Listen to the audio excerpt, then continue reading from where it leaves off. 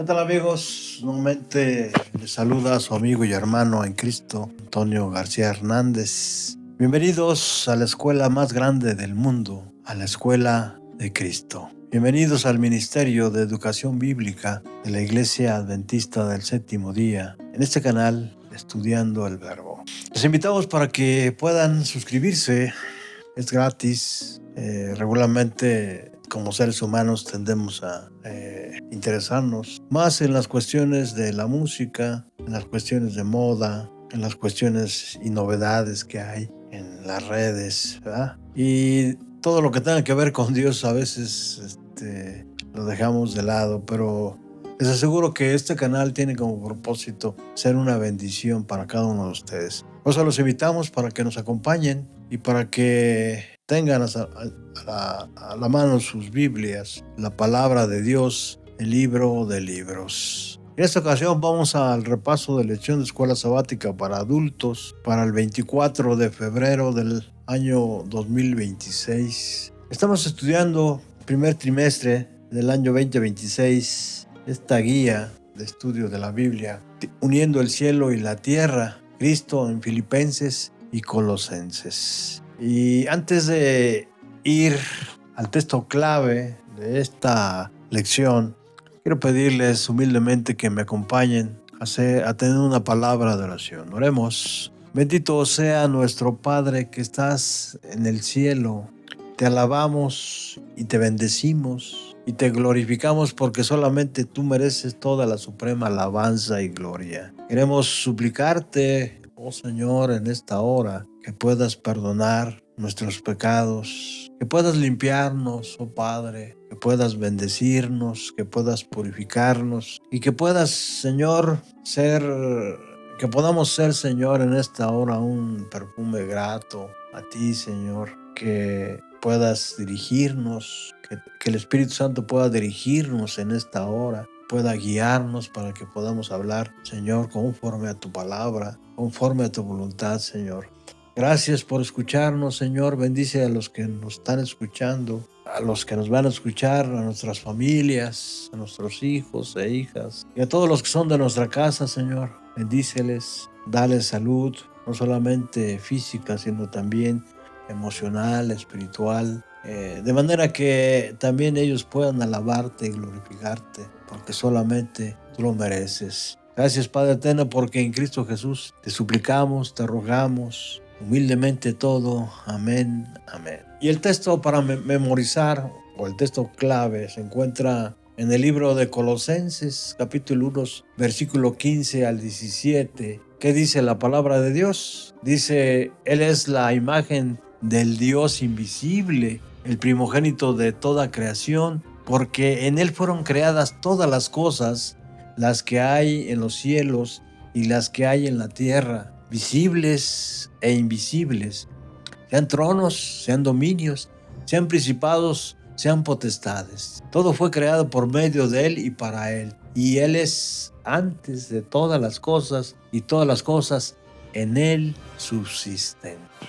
Interesante esta cita de Colosenses, capítulo 1, versículos del 15 al 17. Nuevamente les doy la bienvenida a este Ministerio de Educación Bíblica de este canal Estudiando el Verbo. Qué bueno que nos acompañan, qué bueno que podamos saludarnos nuevamente en esta semana. Ya nos atrasamos un poquito con la lección, y más que nada por la edición de la misma, pero estamos haciendo todo lo posible para que llegue a tiempo y ustedes y yo podamos verla en el canal, o bien aquellos que la están recibiendo por WhatsApp, también les invitamos para que la vean el audio. Sin duda, usted y yo vamos a ser muy bendecidos.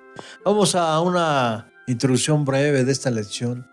Hermanos y hermanas, esta semana retomamos nuestra consideración de la epístola a los Colosenses. En la lección 2 vimos cómo Pablo ora por los creyentes de Colosas, pidiendo que vivan de una manera agradable a Dios. En los versículos 12 y 13 del capítulo 1 de Colosenses, el apóstol contrasta dos reinos, el de la luz y el de las tinieblas. Dios Padre nos ha calificado para participar de la herencia eterna en el reino de la luz. Yo digo amén. Y nos ha librado del poder de las tinieblas y nos ha trasladado al reino de su amado Hijo. Vamos a tomar la Biblia, la palabra de Dios, el libro de libros, y vamos a ir al capítulo 1 de Colosenses. Vamos a considerar el versículo 13 y 14. Miren lo que dice el apóstol Pablo, el cual nos ha librado de la potestad de las tinieblas. ¿Qué significa esto? Significa que Dios,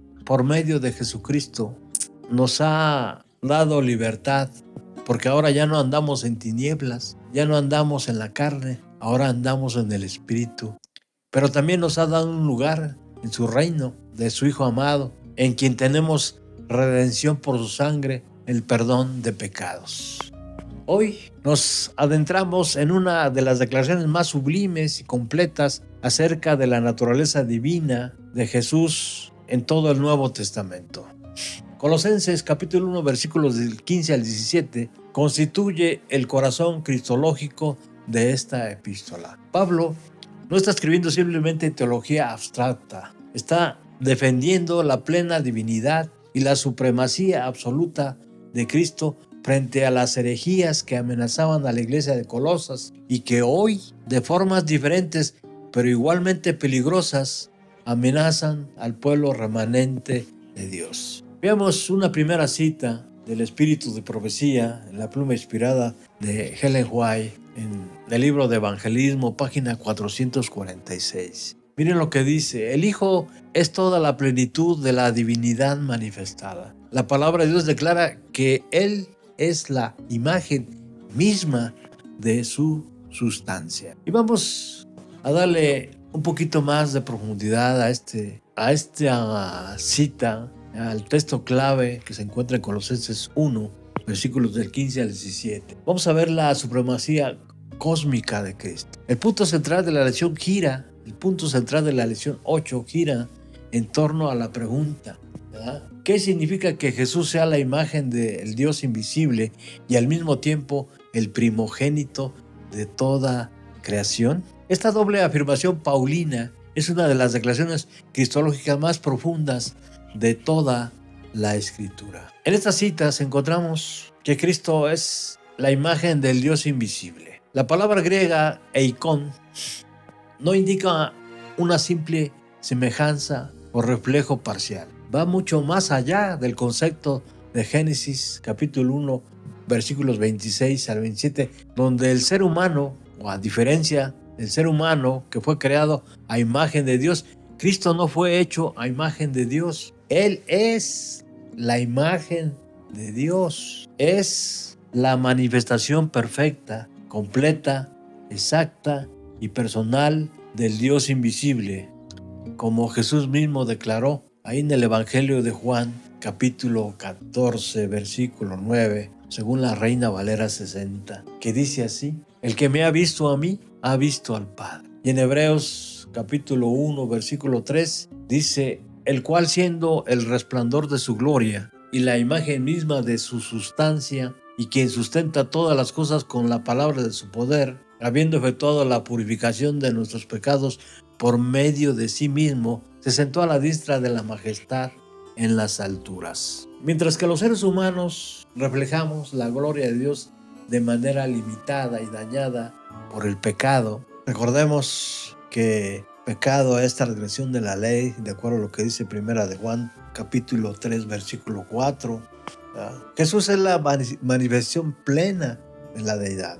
En Él, el Dios invisible se hace visible. En Él, el pensamiento de Dios se hace audible y el carácter de Dios se hace manifiesto. Por eso el Espíritu de Profecía, a través de la pluma inspirada de Elena G. de White, en el Deseo a todas las gentes, página 11, miren lo que dice: desde los días de la eternidad, el Señor Jesucristo era uno con el Padre, era la imagen de Dios, la imagen de su grandeza y majestad, el resplandor de su gloria. Ahora, vamos al otro punto de esta cita clave, de este texto clave, donde dice primogénito de toda la creación. Aquí también se utiliza la palabra protococos. Este término ha sido malinterpretado por grupos como los Testigos de Jehová, quienes argumentan que Cristo fue el primer ser creado. Sin embargo, el concepto bíblico de primogénito, protokokos en griego, no se refiere necesariamente al primero nacido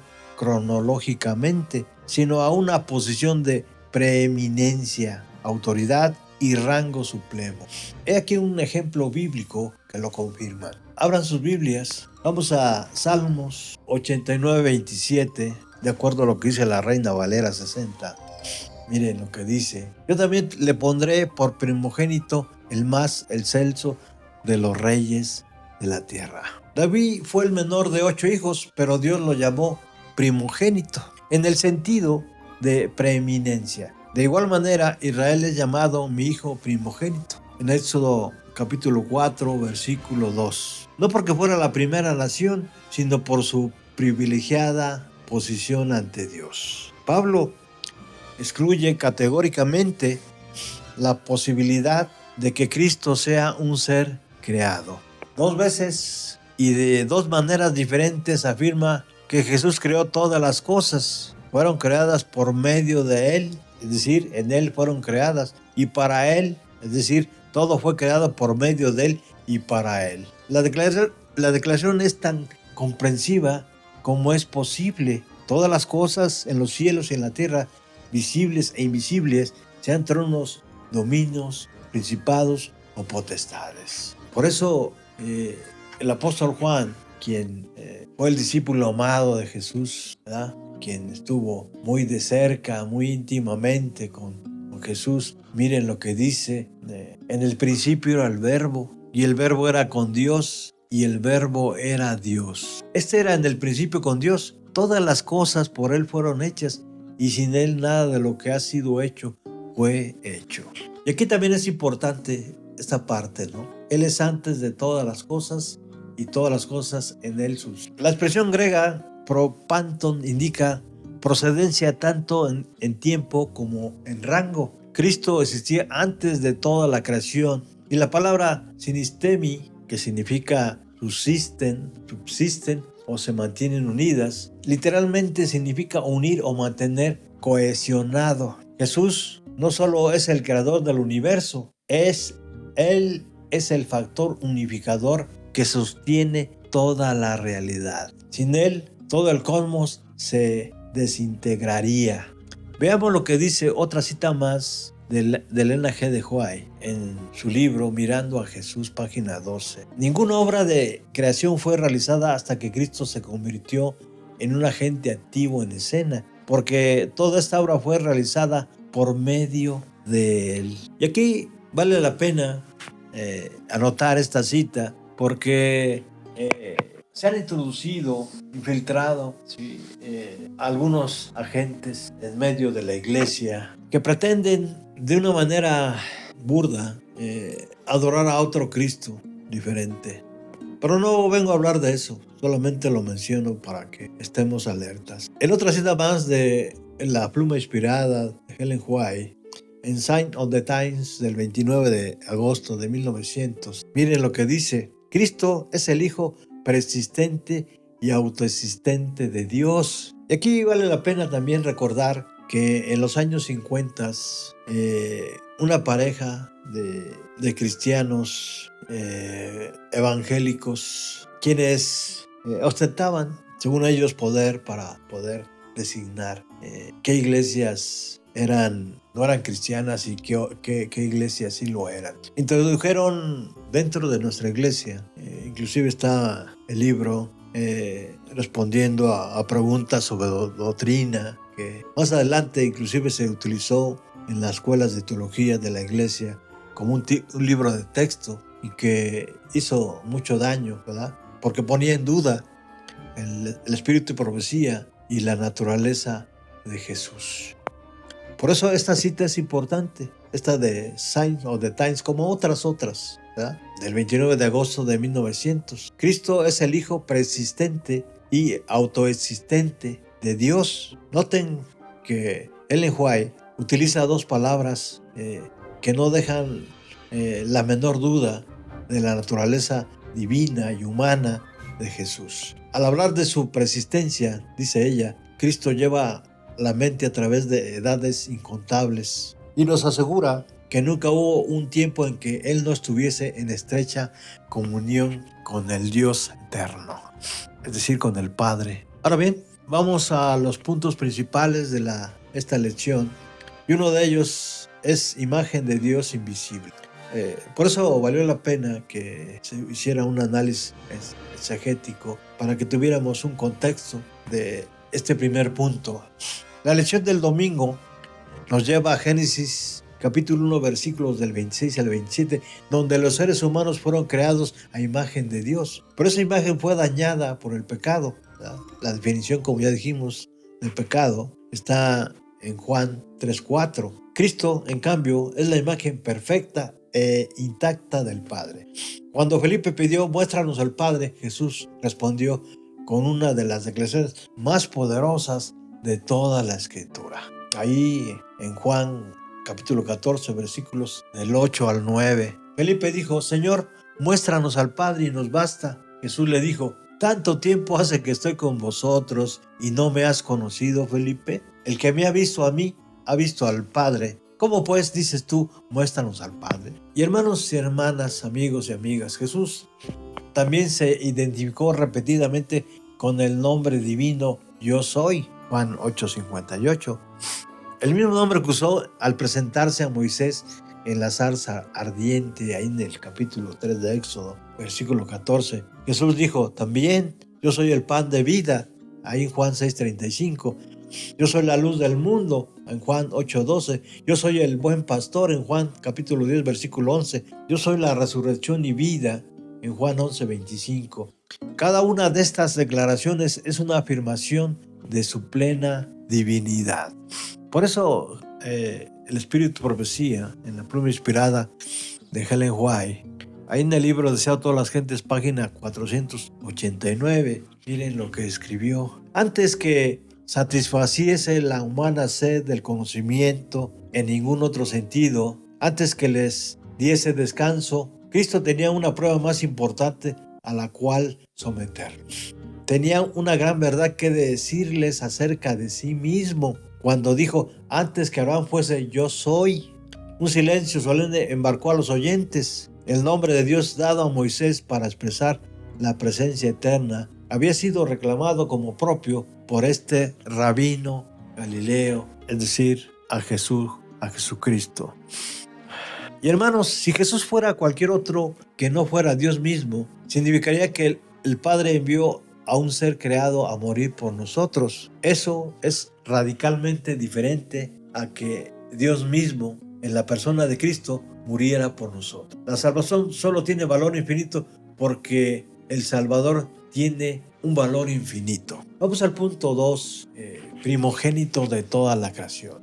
La lección de lunes profundiza en el significado de primogénito, ¿verdad? Pablo da razones contundentes por las cuales Cristo tiene la preeminencia sobre toda la creación. Todo fue creado por Él y para Él, dice el versículo 16 de Colosenses 1. La declaración abarca todo lo que existe, especialmente cielo y tierra, ontológicamente visible y invisible, y funcionalmente tronos, dominios, principados, potestades. Los últimos términos normalmente se refiere a seres angélicos. Él es antes de todas las cosas, dice el versículo 17. La expresión griega indica procedencia tanto en un rango como en tiempo. En cada otra instancia en los escritos de Pablo se refiere a la procedencia temporal. En Él están todas las cosas, en Él todas las cosas subsisten. También dice ahí en el versículo 17. Cristo no solo creó el universo, sino que lo mantiene cohesionado momento a momento. Él es el factor unificador de toda la realidad. Y aquí podemos recordar la cita que dice Jesús, yo soy el camino, la verdad y la vida. Cuando dice yo soy la verdad, quiere decir yo soy la realidad. Todo lo demás sin mí no tiene sentido. Por eso en Apocalipsis capítulo 4, versículo 11, mire lo que dice. Señor, digno eres de recibir la gloria y la honra y el poder, porque tú creaste todas las cosas y por tu voluntad existen y fueron creadas. una cita poderosa, ¿sí? Para mostrar a aquellos que tienen a otro Cristo diferente. Y miren lo que dice el Espíritu de Profecía, ahí en el conflicto de los siglos, página 503. Dios, el Creador, murió por nosotros. ¿Qué podrían añadir nuestras obras a eso? La idea que nuestras obras podrían añadir algo a lo que Cristo ya ha hecho por nosotros es blasfema. Vamos rápidamente al punto número 3, cabeza del cuerpo, la iglesia. La lección del martes explora la metáfora de Cristo como cabeza del cuerpo que es la iglesia.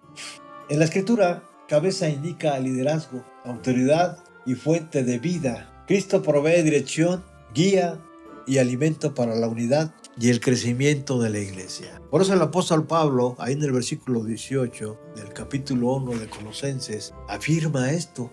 Y él es la cabeza del cuerpo que es la iglesia. Y en Efesios capítulo 1 versículos 22 y 23 dice: y sometió todas las cosas bajo sus pies y lo dio por cabeza sobre todas las cosas a la iglesia, la cual es su cuerpo, la plenitud de aquel que todo lo llena en todo. Y en 1 Corintios, Pablo, capítulo 12, versículo 12, miren lo que dice: porque así como el cuerpo es uno y tiene muchos miembros, pero todos los miembros del cuerpo, siendo muchos, son un solo cuerpo, así también Cristo.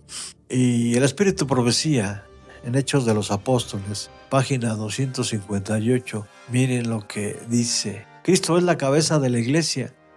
Así como la cabeza dirige todos los movimientos del cuerpo, así el Espíritu de Cristo debe dirigir y controlar todas las actividades de la iglesia, que es su cuerpo. Vamos al penúltimo punto de esta lección, el principio iniciador. En hebreo las palabras para cabeza es ros y el principio reshit. Están relacionadas. La primera aparición de esta última palabra en la escritura es en Génesis 1:1, donde leemos: en el principio, reshit, creó Dios los cielos y la tierra. Cristo es cabeza de la humanidad y de la iglesia, no solo por la encarnación, sino porque Él es el creador. Por eso el apóstol Pablo afirma ahí en el versículo 18 de Colosenses capítulo 1: Él es el principio, el primogénito entre los muertos, para que en todo tenga la preeminencia. La lección resume 7 razones por las cuales Cristo tiene la preeminencia. Número 1, es la manifestación perfecta del Dios invisible. Número 2, es el agente por quien todo fue creado. Número 3, existió antes de todas las cosas y todo subsiste en él. Número 4, es la cabeza de la iglesia. Número 5, es el iniciador de la creación y la recreación. Número 6, ha conquistado el pecado y la muerte mediante su resurrección. Número 7, ha venido a tener la preeminencia como cabeza de la humanidad y de toda la iglesia. Por eso en Romanos capítulo 6, versículo del 3 al 4, miren lo que hace el apóstol Pablo, o dice: ¿o no sabéis que todos los que hemos sido bautizados en Cristo Jesús hemos sido bautizados en su muerte? Porque somos sepultados juntamente con Él para muerte por el bautismo, a fin de que como Cristo resucitó de los muertos por la gloria del Padre, así también nosotros andemos en vida nueva. Vamos al último punto de este repaso de lección de Escuela Sabática para Adultos. La lección del jueves culmina el himno cristológico mostrando que en Cristo habitó toda la plenitud de la deidad y que por medio de la sangre de su cruz Dios reconcilió todas las cosas consigo mismo. Leemos en versículos 19 al 20 de Colosenses capítulo 1. Por cuanto agradó al Padre que en él habitase toda plenitud y por medio de él reconciliar consigo todas las cosas, así las que están en la tierra como los que están en el cielo, haciendo la paz mediante la sangre de su cruz. Ahí en el capítulo 2, versículo 9, sigue diciendo el apóstol Pablo: porque en él habita corporalmente toda la plenitud de la deidad. Con esta cita, sin duda, queda plenamente demostrado la naturaleza divina de Jesús. Y qué bueno que lo dice el apóstol Pablo, ¿verdad? Quien en un principio era enemigo del Evangelio, ¿sí? Después que Cristo se le apareció camino a Damasco, ¿sí? Su mente fue transformada, fueron abiertos sus ojos y pudo contemplar la gloria divina de nuestro Salvador. Por eso el apóstol Juan, habiendo convivido con él alrededor de 3 años y fracción, y sabiendo que Jesús era Dios, miren lo que dice en Juan 3:16, una cita que por demás la conocemos todos, porque de tal manera amó Dios al mundo que ha dado a su Hijo unigénito para que todo aquel que en él cree no se pierda, mas tenga vida eterna. Yo digo amén. Leemos otra cita de Ellen White, del Deseado de todas las gentes, páginas 709 y 713. El cielo contempló con dolor y asombro a Cristo colgado de la cruz. Por una vida de rebelión, Satanás y todos los que se unen con él se colocan tan fuera de armonía con Dios que su misma presencia es para ellos un fuego consumidor. Pero cuando la gran controversia haya terminado, habiendo sido completado el plan de redención, el carácter de Dios será revelado a todas las inteligencias creadas. Bien podían, pues, los ángeles regocijarse al mirar la cruz del Salvador. Cristo mismo comprendió plenamente los resultados del sacrificio hecho en el Calvario. Los contempló todos cuando en la cruz exclamó: consumado es. Vamos a la conclusión y a la aplicación práctica. Considerando que estamos viviendo momentos cuando el final de la gracia está a punto de concluir, cuando la segunda bestia de Apocalipsis se ha levantado y está hablando como dragón. Hermanos, la preeminencia de Cristo no es una verdad abstracta para el aula teológica, es la verdad más urgente y práctica para el tiempo del fin en que vivimos. Hoy, cuando la segunda bestia de Apocalipsis 13, los Estados Unidos de América, ya se ha levantado y está hablando como dragón, la pregunta central es: ¿quién tiene la preeminencia en nuestra vida? Y hermanos, no olvidemos que el libro de Apocalipsis, ahí en el capítulo 13, el apóstol Juan tuvo una visión que hoy se está cumpliendo o está por cumplirse, y nos dice: después vi otra bestia. Ya hemos dicho muchas veces, de acuerdo a lo que dice el libro de Daniel capítulo 7, versículo 17, una bestia es un poder político, es un reino. Dice: vi otra bestia que subía de la tierra. Hoy vemos que a la nación de Estados Unidos la llaman un imperio. Y esa bestia tenía 2 cuernos semejantes a las de un cordero, pero hablaba como dragón, y ejerce toda la autoridad de la primera bestia en presencia de ella, y hace que la tierra y los moradores de ella adoren a la primera bestia, cuya herida mortal fue sanada. Estamos viendo ante nuestros ojos cómo se erosionan las libertades religiosas, cómo se forjan alianzas entre el poder político y el poder religioso, cómo la profecía se cumple con precisión asombrosa. En estos tiempos de distracción y apostasía, créanme, el mensaje de Colosenses capítulo 1, versículos del 15 al 17, cobra una urgencia sin precedentes. ¿Por qué? Número 1, si Cristo es la imagen del Dios invisible, entonces ninguna imagen, ídolo, mediador humano, santo ni virgen pueden ocupar su lugar. El sistema de adoración que la primera bestia ha establecido y que la segunda bestia impondrá es una usurpación directa a la preeminencia de Cristo. Número 2, si Cristo es el primogénito de toda la creación, entonces ninguna autoridad terrenal, ni presidente, ni papa, ni poder político puede reclamar la lealtad suprema que solo pertenece a Él. El sábado es la señal de esa lealtad porque reconoce a Cristo como Creador y Señor. Número 3, si en Cristo subsisten todas las cosas, entonces podemos confiar plenamente en Él, incluso cuando el mundo se desmorona a nuestro alrededor. Él sostiene el universo con su poder y sostendrá a su pueblo remanente hasta el fin. Por eso dice ahí en Mateo capítulo 28, versículo 20, he aquí yo estoy con vosotros todos los días hasta el fin del mundo. Y el Espíritu de Profecía, en la pluma inspirada de Ellen White, esta cita, miren lo que dice ahí en el conflicto de los siglos, página 651. Cuando la protección de las leyes humanas les sea negada a los que honran la ley de Dios, se producirá simultáneo en diversos países para destruirlo. Se producirá un movimiento simultáneo en diversos países para destruirlos. Como el tiempo señalado es el decreto, se va acercando, el pueblo conspirará para extirpar la secta aborrecida. Se convendrá en dar una noche el golpe decisivo que reducirá completamente al silencio la voz disidente y represora. Hermanos, ¿qué debemos cambiar para experimentar la preeminencia de Cristo en nuestra vida? La lección nos llama a un examen profundo. En estos últimos días no podemos darnos el lujo de tener a Cristo en segundo lugar.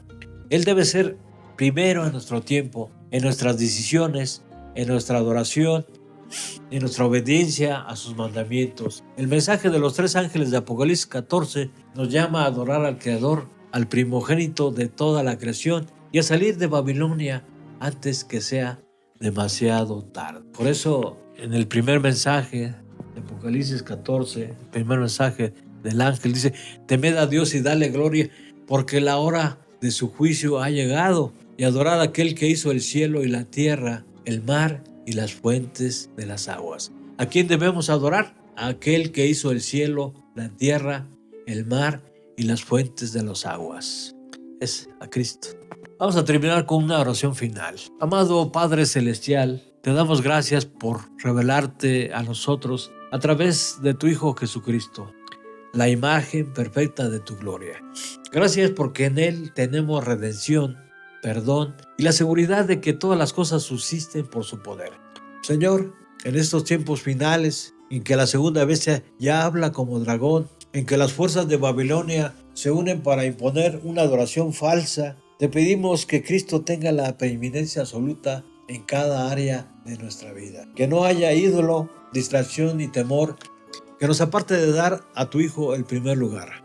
Fortalece a tu pueblo remanente, danos valor para proclamar el mensaje de los 3 ángeles con poder y claridad, que nuestras vidas reflejen la imagen de Cristo ante el mundo que perece en tinieblas. Prepáranos para la venida de nuestro Señor y Salvador, y hasta que ese día glorioso llegue, ayúdanos a vivir cada día bajo la preeminencia de aquel que es antes de todas las cosas y en que todas las cosas subsisten. En el nombre poderoso y preeminente de Jesucristo, nuestro Creador y Redentor y Rey, que pronto viene. Amén. Hasta pronto.